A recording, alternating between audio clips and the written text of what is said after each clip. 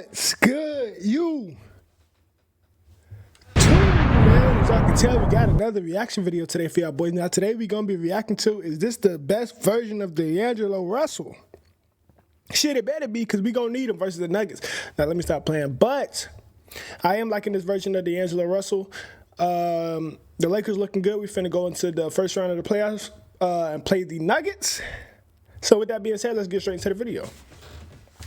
Now, the Los Angeles Lakers just advanced to the playoffs as a 7th seed by beating the New Orleans Pelicans. And D'Angelo Russell throughout this matchup played a big factor in lifting LA's offense. And I think this game was a perfect reflection of what Russell has been giving the Lakers throughout this season. Now, the first and most important thing Russell brings to the Lakers is going to be his outside shooting. LA so far this year is making under 12 threes per game, which ranks them pretty low across the league. But throughout this season, D'Angelo has been one of the Lakers' most consistent three-point shooters.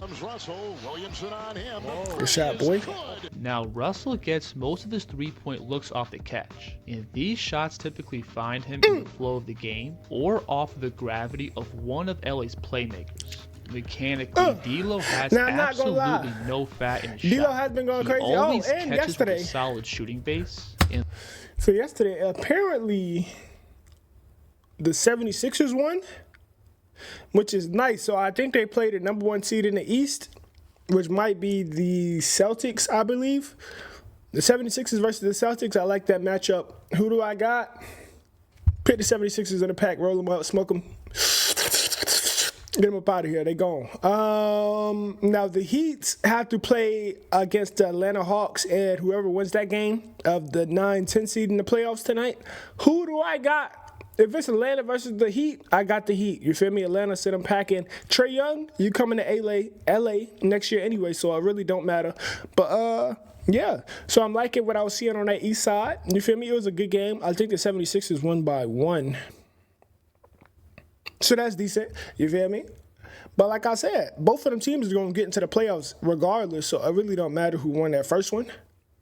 But the Heat, now they're in an elimination game, they got to win this one. And the ball consistently flows from his pocket to set point in one smooth motion.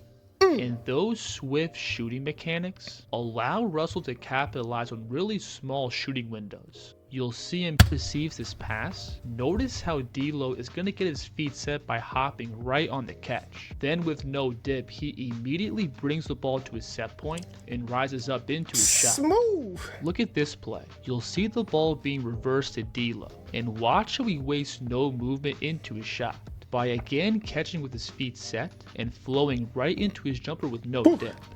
So Russell's ability to both be an accurate shooter and have a quick trigger off the catch is... They might show it, but he'll catch the ball like this, like with his hands already formed, and just shoot that motherfucker just like this, quick as hell. His feet already be set. He'll catch it like at the top of his release. Release it just like that. That's nice as hell. I got to put that in my bag. You feel me? I got to put it, yeah. Is enough by itself to make him a really effective spot-up shooter. If D'Lo's man overcommits to the ball and help, there's no chance of recovering back and altering the shot. Like on this play, the Lakers have LeBron isolating in the mid-post. And as soon as Russell's man leaves him to double the ball, it turns into an easy spray out in 3.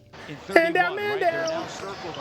Another really important element to D'Lo's shooting is going to be his range. Russell is more than comfortable rising up into 30-foot bombs, and D'Angelo being able to spot up well behind the line puts additional stress on the gap defense.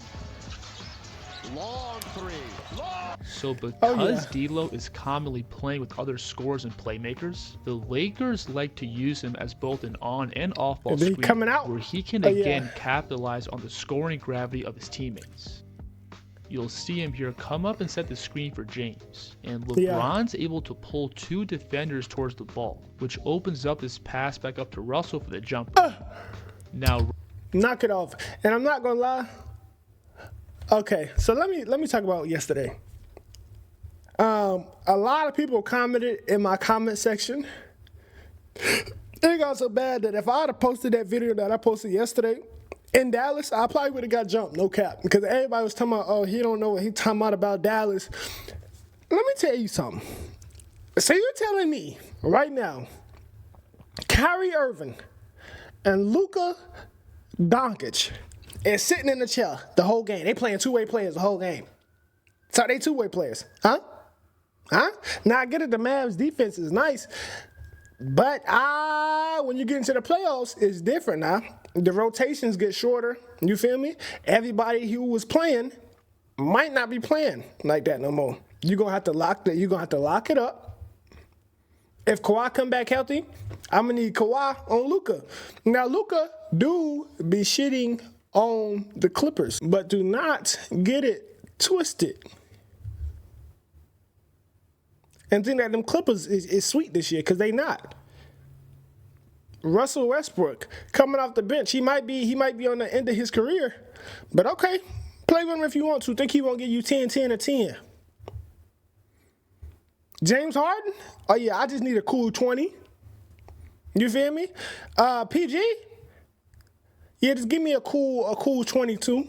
Nothing crazy, though. Kawhi, if you playing, bro, give me a cool 18. And we're not even talking about the bench. But we don't want to talk about that. We ain't going to go too deep into that. Come on now. Russell this year has also been a really accurate three-point shooter off the dribble. And he generates most of these looks at a pick and roll, where he punishes the defense for playing drop or running any kind of soft coverage. And similar to his spot-up shooting, D'Lo has a quick trigger off the dribble, and he's comfortable rising up from range. So defenses are commonly forced to step up and meet him out beyond the three, which then opens up Russell's creation off the dribble. We gonna need every single last also has ounce really of this good D-Lo pace right and here. rhythm with the ball. He's great at using his feet and shoulders to push the defense's momentum back to then separate back into his jumper. Come here. Smack it. Because Face D'Lo's ball. a lefty, he really favors stepping back off his left and he's a lefty? I did not know that. allows him to naturally land more squared up to the rim. Notice on this play how Russell is sizing up his man with his left foot forward. And when he picks up into his shot, all he has to do is slightly bring that left foot back. And from here, he has the base to rise up into his jumper. You wasn't ready to play all year, bro. Russell's sticky handle also plays a big factor in his ability to create space. Watch him here bring the ball up to his pocket and split his stance, selling the left-hand drive. Then he's going to transfer the ball between and pick up into his shot. This is a nice variation that tween pull-up be Russell nasty. is going to again hit that same hanging between the legs, tween. But now he's going to separate back and organize his feet behind the line. This move here is tough, where Russell is playing with the ball back and forth, and watch him rotate his body, selling as if he's coming off his spin. Then if you hit that spin right here, that's crazy. By sliding the ball behind. Good shit. He gets his feet settled for this jumper. I also think a really underrated part of D'Lo's game is his lower body strength. Russell is really good at separating back at awkward angles to then find his space for a balanced shot. Good shot, boy. You'll see him here attack to his left and get his man to open up his hips. And D'Lo from here is going to plant his outside foot and create space by snatching the ball through. We can see the same thing here, where Russell is going to again get the defense to open up their stance. You see this move right here? That little push off for the motherfucker, you dribbling? Get your ass. You gotta push him. Don't extend your arm though. Hit him with a little stiff move right there. Moving forward. Then it's too easy, my boy. You feel me? Russell got it down. I taught Russell how to do that shit right there. You feel me? We was in the gym all summer, and I was teaching him how to do that. He loses his man by slamming the brakes going behind to then organize his feet into this jumper.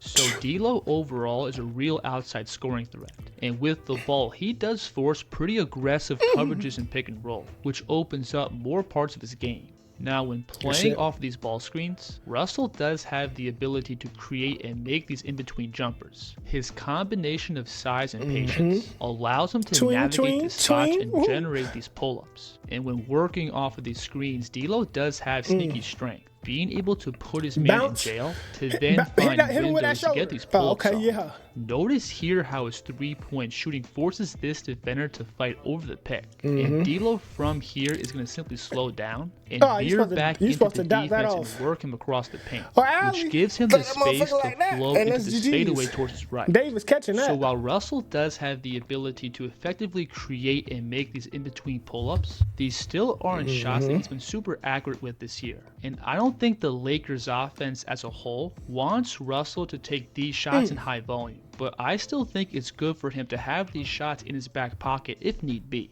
Now, with times going both right and left, when going to his strong left hand, D'Lo can easily flow into this pass right off the dribble.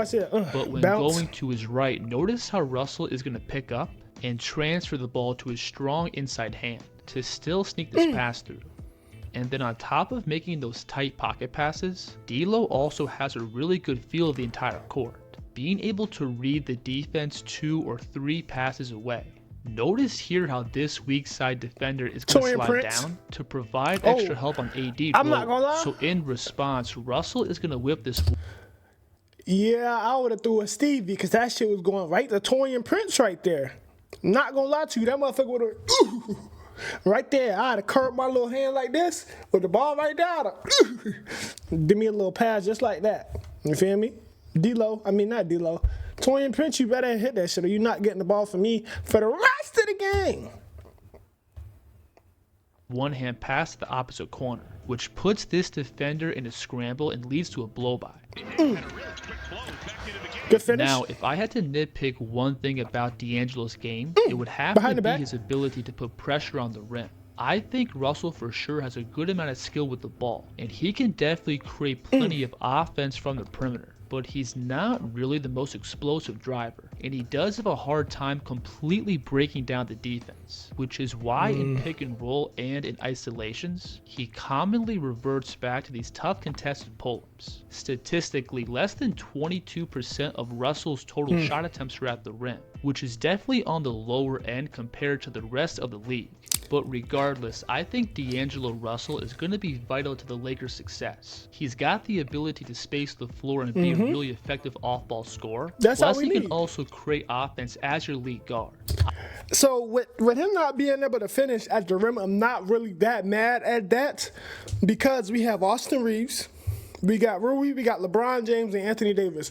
All them motherfuckers can get to the paint. You don't need everybody in the paint. You feel me? You don't need everybody cutting at one time. You know, D'Lo is more of that. He gets the floaters off. Now, don't get me wrong. I done seen a few floaters go over a motherfucking hand. I was like, right there, and he swiped the bottom of it. You feel me? So I'm not really worried about the finishing. I feel like he's going to be straight on that. I think in order for the Lakers to make a deep playoff run, they need D'Angelo Russell to consistently play at a high level. If you enjoyed this video, please like and subscribe, and let me know in the comments what you think of D'Lo's game. Thank you. All right, now with that being said, that is going to conclude his video. I'm liking what I'm seeing out of the team, man. You know, I don't really have any complaints right now. V is going to have a tough matchup round 1, but I'm ready for them boys. The Lakers in 5. Fuck you talking about. With that being said, this is going to conclude today's video. If you like what you saw, hit that like, hit that subscribe button, turn on your post notifications. And with that being said, I'm out, y'all boys. Bow!